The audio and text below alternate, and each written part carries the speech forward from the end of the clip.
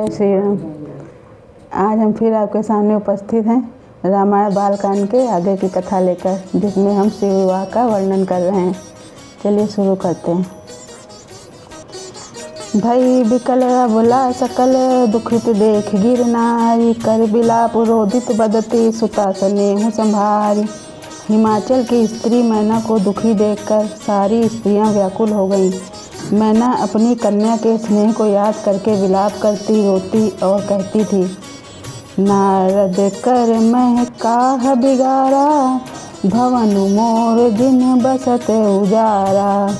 अस उपदेश उमहि जिन दीन्हा, बोरे बरहि लागी तपु कीन्हा।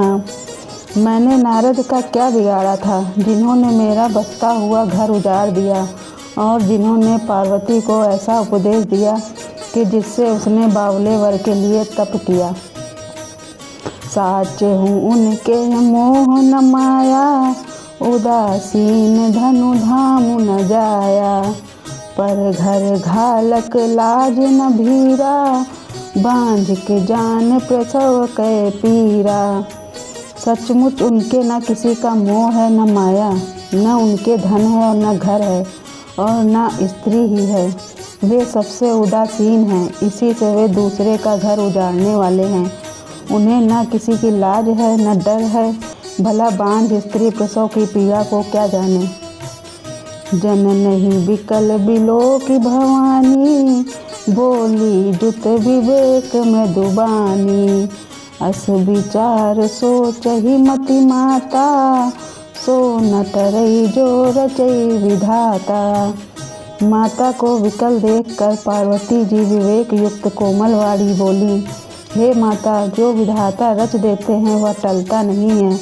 ऐसा विचार कर तुम सोच मत करो। करम लिखा जऊँ बाउर नाहू, तो कत दोष लगाए काहू। तुम सन मिटही की विधि के अंका, मातु व्यर्थ जन लेहु कलंका। जो मेरे भाग्य में बावला ही पति लिखा है, तो किसी को क्यों दोष लगाया जाए। हे माता, क्या विधाता के अंक तुमसे मिट सकते हैं। वृथा कलंक का टीका मत लो। जन लेहु मात कलंक करना, पर हरहु अवसर नहीं। दुख सुख जो लिखा लीलार, हमरे जाब जह पाऊब तही। सुनी उमा बचन विनीत कोमल, सकल अबला सोचही। बहुभात बिदही लगाई, दूषण नयन बार विमोचही। हे माता, कलंक मत लो, रोना छोड़ो। यह अवसर विषाद करने का नहीं है। मेरे भाग्य में जो दुख सुख लिखा है, उसे मैं जहाँ जाऊँगी वही पाऊँगी। पार्वती जी के ऐसे विनय भरे कोमल वचन सुनकर सारी स्त्रियाँ सोच करने लगी और भांति भांति से विधाता को दोष देकर आँखों से आंसू बहाने लगी। तही अवसर नारद सहित अरु ऋषि सप्त समेत, समाचार सुनि तुहिन गिरे गवन तुरंत निकेत। इस समाचार को सुनते ही हिमाचल उसी समय नारद जी और सप्त ऋषियों को साथ लेकर अपने घर गए।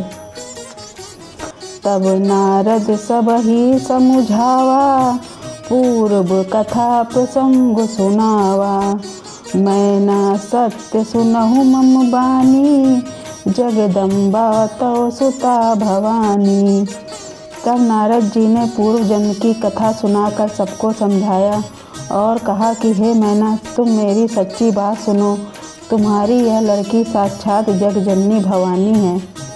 अजा अनादि शक्ति अविनाशिनी, सदा शंभुवर्धंग निवासिनी। जग संभव पालन लय कारिणी, निज इच्छा लीला वपुधारणी।